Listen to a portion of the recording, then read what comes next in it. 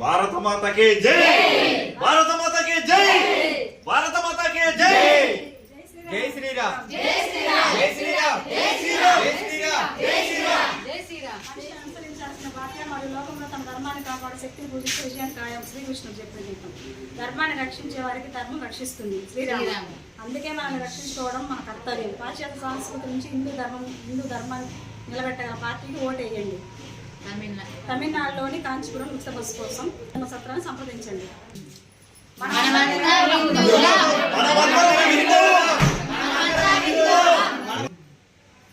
మన హిందువుల దగ్గర కొనుక్కుందాం. మన హిందువుల ఏది కొనుక్కున్నా హిందువుల దగ్గరే కొందాం, హిందువుల దగ్గరే వాడుకుందాం. అమ్మ మీ పేరు?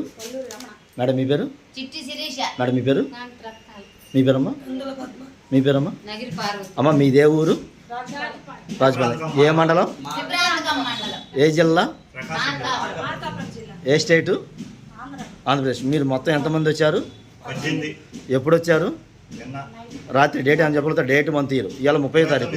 29 29 తారీఖు వచ్చాం. అది ఏ నెల? 6వ నెల. ఏ సంవత్సరం?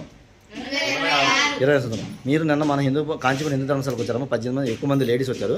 మీరు లేడీస్ వచ్చిన తర్వాత మిమ్మల్ని మన సత్రం వచ్చిన తర్వాత మీకు అన్ని ఇబ్బంది కలగడం కానీ, అసౌకర్యం కలగడం కానీ, మిమ్మల్ని ఏమైనా అంట కానీ డిమాండ్ చేయడం కానీ జరిగిందా?